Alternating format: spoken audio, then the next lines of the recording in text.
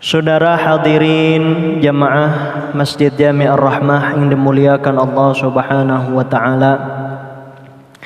Syukur alhamdulillah pada malam yang mulia ini kita semua kembali dikumpulkan di dalam majlis yang mulia.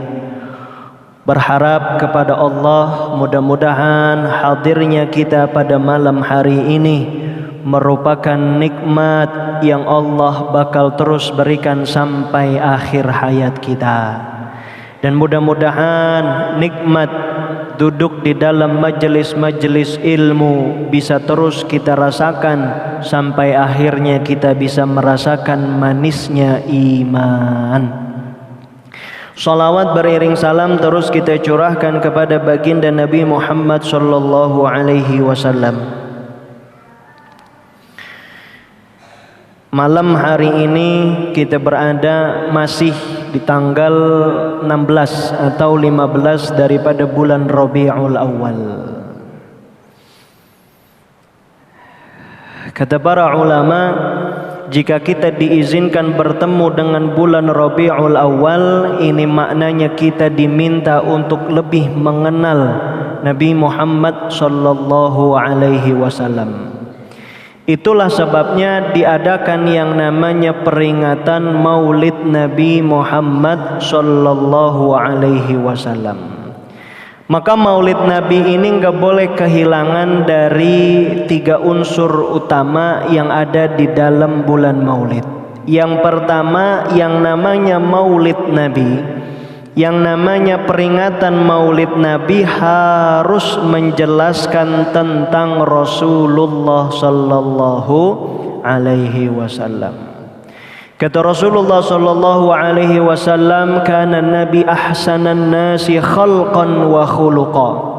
Nabi itu manusia yang paling baik khalqan, fisiknya maupun khuluqa, akhlaknya. Peringatan Maulid seumpama dilakukan setiap hari, pagi, siang, sore, malam, menceritakan fisiknya Rasulullah, menceritakan akhlaknya Rasulullah, maka sebanyak apapun dai, para ulama, para kiai, para asatid menceritakan keagungan Rasulullah, tidak akan cukup menggambarkan betapa mulianya Rasulullah sallallahu alaihi wasallam. Ini harus menjadi peringatan bagi kita, baik bagi penyelenggara maupun bagi pengisi acara. Jangan sampai peringatan Maulid diisi dengan hal-hal yang lain. Usahain bicarain Rasulullah dari awal sampai akhir. Dengan begitu kita bakal dapat banyak keberkahan mengingat Rasulullah di dalam bulan Maulid. Ada satu hadis, saudara hadirin yang dimuliakan Allah Subhanahu wa taala, ada satu hadis yang mana setelah mendengar hadis ini diucapkan dari lisan mulia Rasulullah, para sahabat itu sangat-sangat bergembira. Bahkan mereka sangat bersyukur, setelah bersyukurnya mereka masuk ke dalam agama Islam. Berkumpul dengan para sahabat, tiba-tiba datang seorang Arab Badui menanyakan kepada Rasulullah, matas sa'ah, wahai Rasulullah, kapan hari kiamat? Ditanya sama Rasulullah kepada orang yang bertanya tadi, wa masta'adatta, apa yang sudah engkau siapkan untuk menyambut hari kiamat? Yang tadi nanya ditanya balik sama Rasulullah, apa yang udah engkau siapkan? Apa pentingnya tahu hari kiamat? Apakah dia hari Jumat? Pasti. Ataukah dia tahun depan, 2 tahun lagi dan seterusnya? Apa pentingnya ketimbang kita mempersiapkan diri untuk bisa menghadapi peristiwa yang sangat besar itu? Apa dijawab sama laki-laki tadi? Tidak ada yang aku siapkan kecuali rasa cinta di dalam hatiku kepada Allah dan Rasulnya. Lihat jawaban Rasulullah, sehingga membuat semua para sahabat dengar hadis ini langsung benar-benar gembira. Anta ma'aman ahbabta, kata Rasulullah sallallahu alaihi wasallam, engkau nanti pada hari kiamat akan bersama dengan orang yang engkau cintai.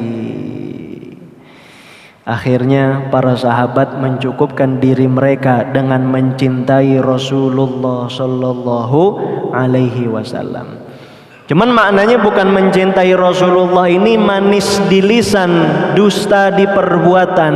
Ngomong cinta sama Rasulullah tapi kewajiban-kewajiban yang Rasulullah wajibkan ditinggalin. Sunnah-sunnahnya Rasulullah ditinggalin. Ini namanya cinta hanya pada lisan. Orang yang tadi nanya bukan artinya dia nggak sholat, dia nggak bayar zakat, dia nggak puasa. Bukan, maknanya dia tunaikan semua kewajiban, tapi boleh jadi dia nggak rajin tahajud, boleh jadi dia nggak rajin puasa Senin Kemis, boleh jadi dia nggak rajin yang namanya ikut dalam majelis-majelis bersama Rasulullah, tapi di dalam hatinya ada rasa cinta dengan Rasulullah. Maka ini sudah cukup menjadikan kita nanti di hari kiamat dekat dengan Rasulullah sallallahu alaihi wasallam. Mudah-mudahan nanti kita semua berada di dekatnya Rasulullah sallallahu alaihi wasallam. Beberapa ini pertemuan sirah kita ngaji mendengarkan dari mulai lahirnya Rasulullah sampai dengan Rasulullah mulai terang-terangan menyatakan bahwa Rasulullah adalah utusannya Allah.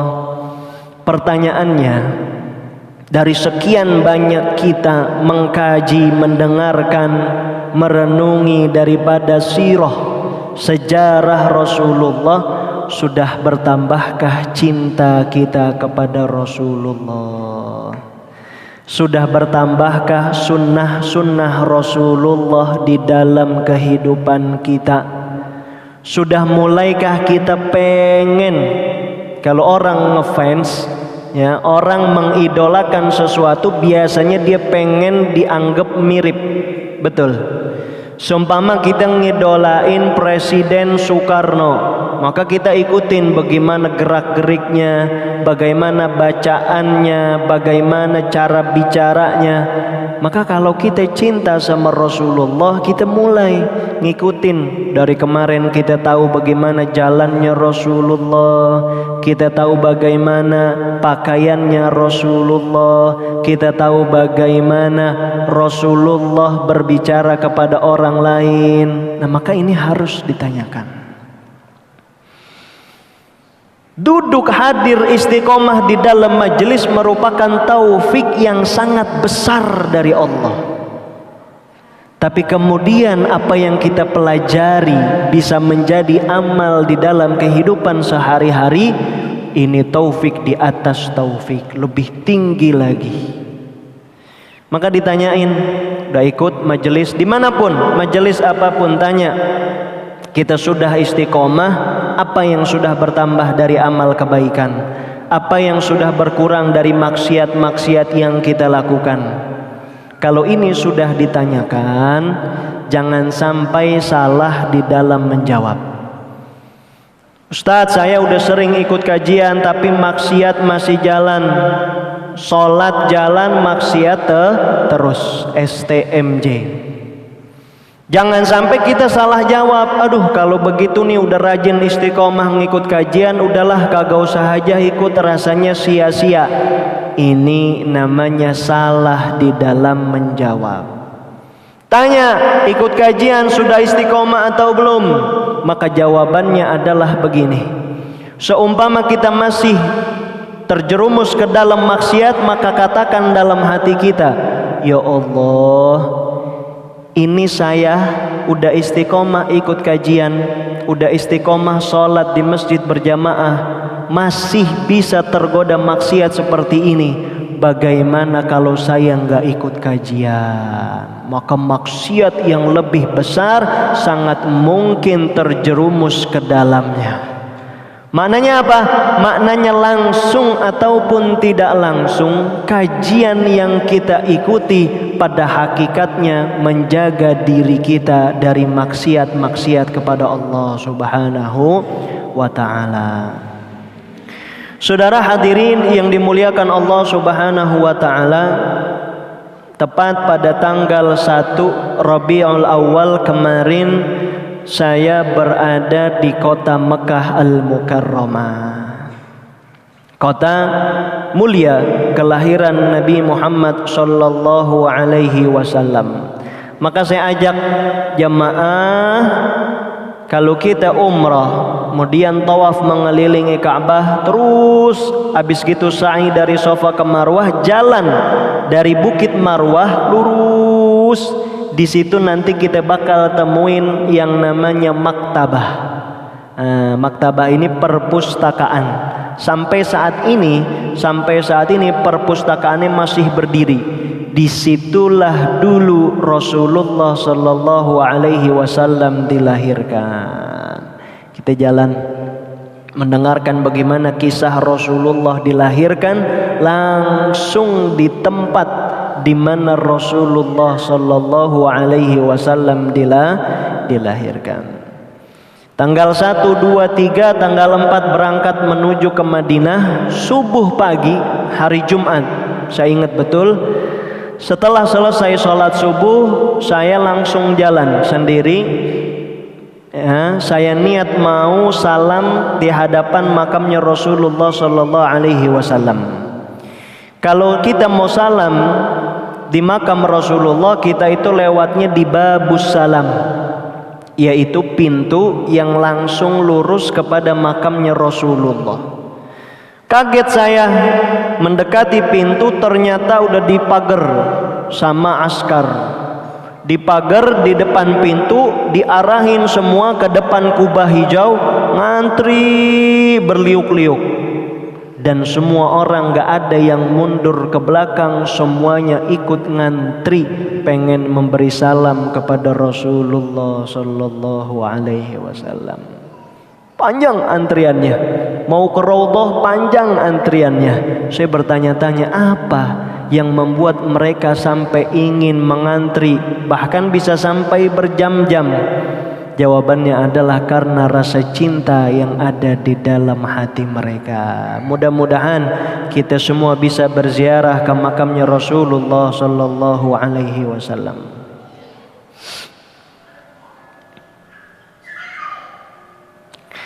Di samping maktabah tempat Rasulullah dilahirkan, di situ ada gunung yang bernama Jabal Abi Qubais. Gunung inilah yang menjadi saksi ketika Rasulullah pertama kali mengumumkan kepada khalayak ramai di luar daripada keluarga beliau, beliau memanggil semua umat manusia untuk menyembah Allah Subhanahu wa ta'ala. Apa surat yang turun? Ya, surat yang turun ketika Rasulullah sedang berada di Jabal Abi Qubais. Apa? Udah apa belum ini kemarin? Surat apa yang turun?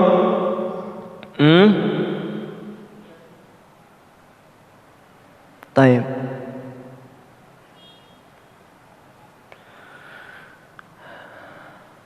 Rasulullah berlari ke atas gunung. Kemudian Rasulullah memanggil orang-orang untuk mendekat kepada Rasulullah dengan sebutan apa? As-sobah, sobahah, sobahah. Sobahah ini panggilan untuk keadaan darurat supaya orang bisa mendekat. Ya, ini termasuk budaya orang-orang Arab ketika ingin mengabarkan ada peristiwa yang genting.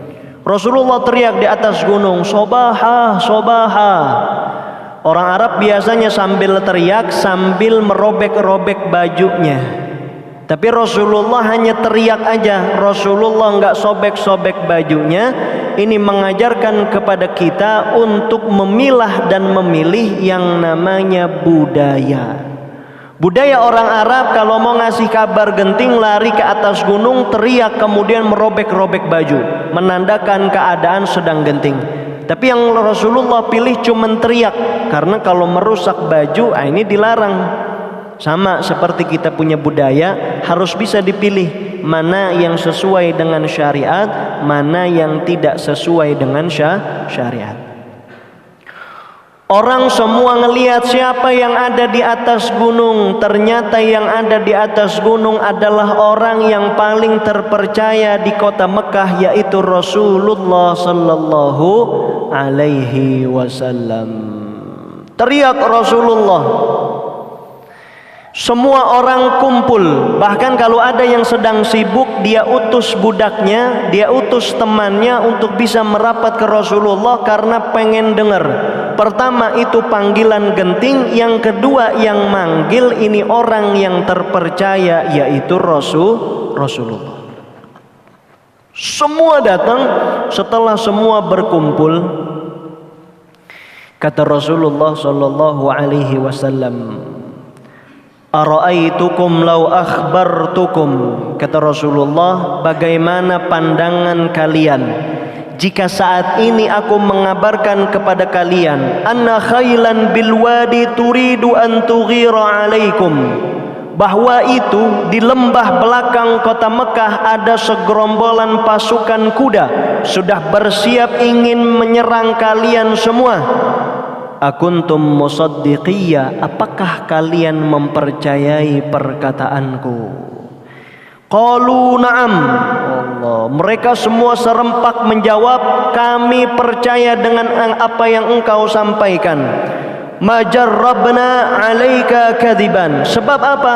Kami belum pernah menemukan satu kali pun di dalam hidupmu kamu membohongi orang-orang. Lihat. Ya, mereka sendiri yang menjawab bakal percaya, mereka sendiri yang memuji Rasulullah adalah orang yang tidak pernah berbohong. Qala fa inni nadhirun lakum baina yaday azabin syadid. Apa kata Rasulullah? Kalau begitu, pada pagi hari ini aku sampaikan kepada kalian bahwa aku utusannya Allah yang memberi peringatan kepada kalian, dan di antaraku ada azab yang pedih. Maknanya, kalau sampai kalian tidak percaya, tidak mengimani dengan apa yang aku bawa, maka ketahuilah azab yang pedih akan menanti kalian. Belum selesai Rasulullah melanjutkan. Apa kata Abu Lahab? Tabban laka sairal yaum. Celakalah engkau Muhammad, dalam hari ini sehari penuh engkau bakal celaka wahai Muhammad. Alihada jama'tana. Untuk inikah engkau mengumpulkan kita semua? Siapa yang ngomong? Abu Lahab. Kata Abu Lahab, tabban laka. Allah, memang dakwah yang paling berat, mengajak orang kepada kebaikan yang paling berat itu bukan mengajak orang yang jauh, bukan mengajak orang yang tidak kenal, tapi yang paling sulit untuk diajak kepada kebaikan adalah justru keluarga kita sendiri. Bayangin, Rasulullah lagi dakwah di depan orang-orang, belum selesai Rasulullah ngomong, Abu Lahab langsung, "Tabban laka ya Muhammad." Tangannya ini begini, ya, tangannya Abu Lahab ini nunjuk-nunjuk Rasulullah. Allah, celakalah wahai engkau Muhammad, kata Abu Lahab. Karena perbuatan daripada Abu Lahab, fanazalat tabbat yada abi lahabiw wa tab ma aghna anhu maluhu wa ma kasab. Celakalah wahai engkau si pemilik tangan yang dipunya oleh Abu Lahab, gara-gara nunjuk Rasulullah sallallahu alaihi wasallam. Ini yang perlu kita sadari, bahwa Rasulullah ini bukan hanya manusia seperti kita. Rasulullah ini sudah menjadi hal yang harus diimani. Kata Rasulullah apa? Qul in kuntum tuhibbunallaha fattabi'uni. Katakanlah wahai Muhammad kepada orang-orang, kalau kalian mencintai Allah maka ikutilah Rasulullah sallallahu alaihi wasallam. Orang-orang kafir Quraisy itu bukan gak percaya sama Allah, mereka itu percaya akan adanya Tuhan, tapi mereka menyekutui Tuhan. Bahkan ada yang mereka percaya sama Allah seperti orang-orang Yahudi, tapi mereka gak mau percaya sama Rasulullah. Begitu juga Abu Lahab. Abu Lahab nggak mau mengakui keponakannya ini sebagai utusannya Allah karena boleh jadi ada rasa gengsi di dalam dirinya, ada rasa sombong di dalam dirinya. Maka turunlah surat ya Al-Lahab ya, Tabbat yada abi lahabi wa tab ma aghna anhu maluhu wa ma kasab. Tidaklah cukup bagi engkau wahai Abu Lahab mengumpulkan segala sesuatu yang engkau punya untuk selamat dari siksa Allah Subhanahu wa taala.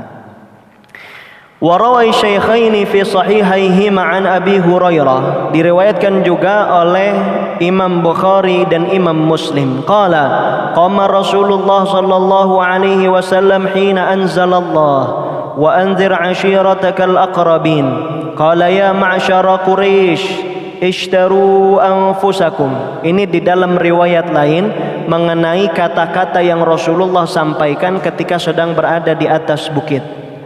Kata Rasulullah, wahai orang-orang Quraisy, ishtaru anfusakum, belilah jiwa-jiwa kalian. La ughni ankum minallahi syai'a, sebab aku tidak memiliki kuasa apapun di hadapan Tuhanku. Ya Bani Abdi Manaf, dipanggil satu-satu nih, wahai Bani Abdi Manaf, la ughni ankum minallahi syai'a. Ya Abbas bin Abdul Muttalib, dipanggil paman-pamannya Rasulullah sallallahu alaihi wasallam, bibi-bibinya Rasulullah sallallahu alaihi wasallam. Wa ya Fatimah bintu Muhammad, bahkan anaknya juga dipanggil. Salini ma syi'ti min mali, ambillah semua harta-harta yang engkau inginkan wahai Fatimah. La ughni anki minallahi syai'a, tapi ketahuilah bahwa aku tidak bisa menyelamatkan barang sedikit kecuali engkau masuk ke dalam agama Islam. Untungnya semua anak-anaknya Rasulullah ikut langsung masuk ke dalam agama Islam. Rawal Imam Muslim an Abi Hurairah qala lamma unzilat hadhihi al-ayah wa anzir 'ashiratakal aqrabin. Ya, seperti tadi ketika turun perintah wa anzir 'ashiratakal aqrabin, wahai Muhammad, panggillah daripada keluarga-keluargamu yang dekat, kerabat-kerabatmu ajaklah untuk bisa memeluk agama Islam. Nah, ini apa faedah yang bisa kita ambil dari peristiwa yang baru saja kita dengar? Annal aqrab lirrajuli man kana yajma'uhu huwa wajaddun a'la wa kullu man ijtama'a ma'ahu fi jaddin duna dzalika kana aqraba ilaih.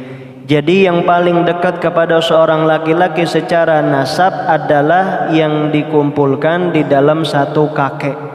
Ya, seumpama kita punya kerabat, siapa yang paling dekat sama kita adalah yang satu kakek, terutama yang laki-laki. Kita punya anak perempuan, kemudian ingin dinikahkan. Kalau kita sedang tidak berada di tempat, maka kewalian kita ini akan dilimpahkan kepada wali setelah kita. Siapa wali setelah kita? Yaitu kakek dari si perempuan. Kakek dari jalur ayah. Adapun kakek dari jalur perempuan ini nggak bisa jadi wali. Ke atas terus, ke atas nggak ada, baru ke samping paman-pamannya, samping nggak ada, ke samping si perempuan, saudara laki-lakinya, terus begitu sampai kalau memang sudah tidak ada wali semuanya, bisa menggunakan yang namanya wali hakim atau orang petugas daripada KUA. Wa fihi sir fil amri bi inzaril aqrabin awalan. Perintah yang pertama, Rasulullah diperintahkan untuk secara terang-terangan, tidak langsung kepada khalayak ramai, tapi Rasulullah diperintahkan untuk kepada keluarga. Maknanya apa? Maknanya kita dalam mengajak kebaikan jangan langsung kepada yang lebih jauh, tapi coba kepada yang lebih dekat, terutama keluarga inti kita, anak, istri, kemudian abang, empok, orang tua, paman, tante, bibi, dan seterusnya. Baru nanti kita beralih kepada yang luar. Meskipun seperti Rasulullah ketika mengajak keluarganya dari bangsa Quraisy, gak ada yang mau mendukung Rasulullah. Bahkan pamannya Abu Lahab justru mencaci maki, menghalangi dakwahnya Rasulullah. Kalau begitu kejadiannya, maka tugas kita sudah berpindah kepada orang yang lebih jauh daripada kita.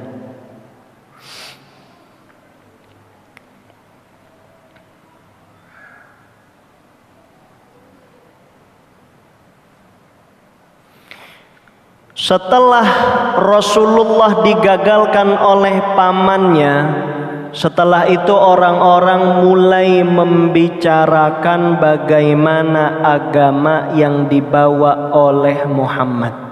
Ini masalah besar, sebab biasanya orang membuat kepercayaan itu enggak masalah. Ya, saat itu di kalangan kafir Quraisy ada yang membuat agama begini, itu enggak masalah. Yang masalah sekarang adalah yang membawa agama ini adalah Muhammad, orang yang mulia, orang yang terpercaya. Ini yang membuat mereka akhirnya harus memutar otak, memikirkan bagaimana jangan sampai keluarga kita, orang-orang Quraisy ikut kepada agama Muhammad.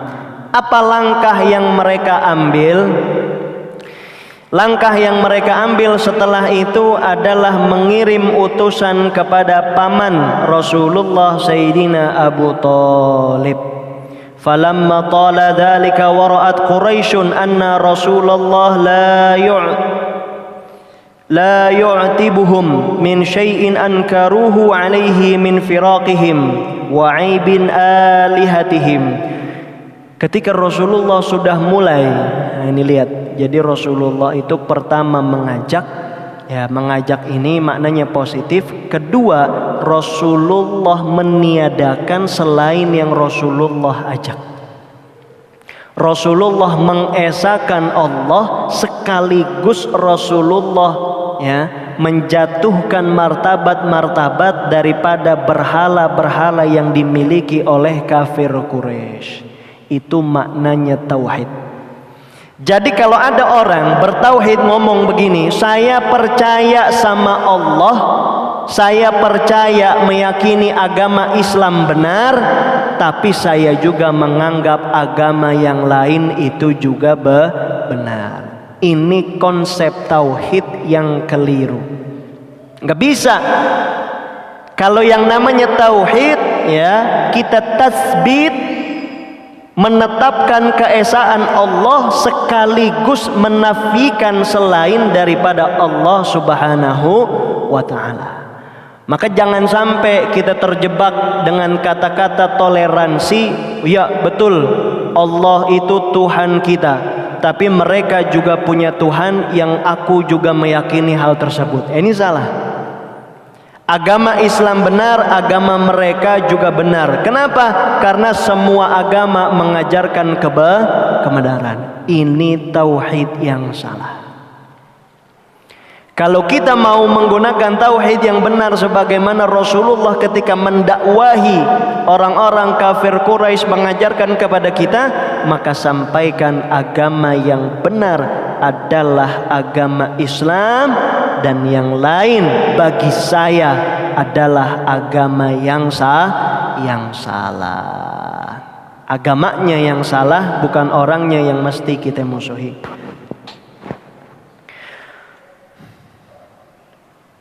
Datang dah semua utusan kafir Quraisy mendatangi Abu Talib. Ya Aba Talib, inna bna akhika qad sabba alihatana. Bahkan di sini sebutkan Nabi Muhammad itu benar-benar mencaci maki berhala-berhala orang-orang kafir Quraisy. Mereka telah merendahkan berhala-berhalaku, kata orang-orang Quraisy. Muhammad ini telah merendahkan berhala-berhalaku. Wa abadinana, dan menjelek-jelekan agama yang kami anut. Wasaffaha ahlamana wa dhallala aba'ana. Bahkan Rasulullah menyesatkan perbuatan orang tua mereka yang mana menyembah berhala. Fa imma an takuffahu anna wa imma an tukhalliya bainana wa bainahu. Maka Abu Talib pilihannya dua.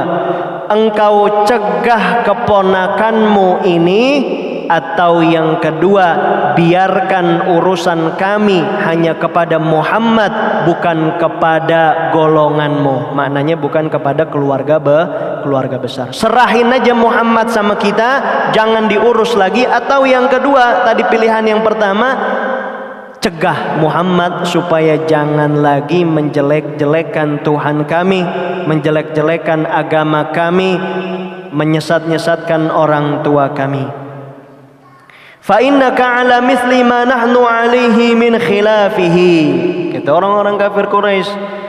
Fanakfihi faqala lahum Abu Talib qawlan rafiqan. Tapi Abu Talib sama sekali tidak mengiyakan apa yang diminta. Dia justru menolak raddan jamilan, tapi dengan penolakan yang sangat indah. Fansarafu anhu. Akhirnya apa? Akhirnya kafir Quraisy ini kecewa karena tidak mendapat jawaban yang mereka inginkan. Yang mereka pengen Abu Talib ini langsung menghentikan Rasulullah. Abu Talib ini langsung membiarkan Rasulullah jadi urusannya sendiri. Tapi enggak, Abu Talib tidak melepas Nabi Muhammad. Bahkan nanti kita dengar di dalam kisah selanjutnya, kata Abu Talib, selama masih ada ruh di dalam jasadku, sampai kapanpun urusan Muhammad akan selalu melalui diriku. Inilah ya yang menjadi rasa terima kasih kita kepada Sayyidina Abu Talib. Kita berharap sebagaimana Rasulullah berharap nanti di hari kiamat Rasulullah memberikan syafaat dan Rasulullah memohon kepada Allah Subhanahu wa taala agar supaya umatnya tidak ada yang masuk ke dalam nerakanya Allah. Maka kita berharap Sayyidina Abu Talib ini juga dimasukkan ke dalam surganya Allah Subhanahu wa taala dengan caranya. Itu langkah yang pertama. Langkah yang kedua, setelah gagal negosiasi bersama pamannya Abu Talib, akhirnya kafir Quraisy ini mengutus satu utusan yang bernama Walid bin Mughirah. Walid bin Mughirah ini ayah daripada sahabat Khalid bin Walid. Dia termasuk penguasa, ya, pembesar yang ada di kalangan kafir Quraisy.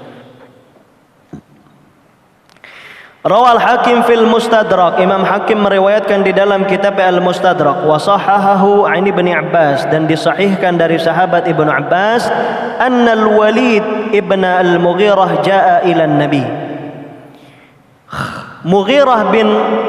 Walid bin Mughirah datang kepada Rasulullah. Faqara'a alaihi al-Qur'an. Ketika datang di hadapan Rasulullah langsung membacakan ayat-ayat yang ada di dalam Al-Quran. Faka'annahu raqalahu. Setelah mendengar tadi, hatinya ini langsung merasa tenang. Siapa? Walid bin Mughirah. Fabalagha dzalika Aba Jahal fa'atahu faqala ya ammu inna qaumaka yarawna an yajma'u laka malan. Qala lima? Qala liyu'tukahu. فَإِنَّكَ أَتَيْتَ مُحَمَّدًا قَالَ قَدْ عَلِمَتْ قُرَيْشٌ أَنِّي مِنْ أَكْثَرِهَا مَالًا. Setelah bertemu dengan Rasulullah, ya, Walid bin Mughirah ini nanya sama Nabi Muhammad, "Wahai Muhammad, apa yang sebenarnya engkau inginkan? Kalau engkau menginginkan harta, maka kita semua para pembesar yang ada di kalangan Quraisy akan mengumpulkan harta, kemudian kita kumpulin semuanya kita berikan kepadamu wahai Muhammad, niscaya engkau akan menjadi orang yang paling kaya di kota Mekah. Kalau memang engkau tidak menginginkan harta, engkau ingin jabatan, engkau ingin menjadi seorang pemimpin, maka akan kami jadikan engkau sebagai pemimpin. Harta, tahta yang terakhir ditawarin. Atau kalau engkau tidak menginginkan harta, tahta, pilih wanita yang paling cantik, yang paling engkau inginkan, maka akan kami berikan wanita-wanita yang engkau inginkan." Allah. Dan begitu terus. Apa yang dirasakan oleh Rasulullah akan terus berkesinambungan dengan para pewarisnya. Orang lurus, nggak bisa dibengkokin, begitu caranya. Kasih duit, nggak mau kasih jabatan, nggak mau kasih perempuan. Maunya bagaimana? Tiga-tiganya yang dia mau, nggak mau satu-satu. Nah, ini akan terus berkelanjutan. Maka harus disiapin mental sebagai seorang pendakwah, sebagai seorang pejuang.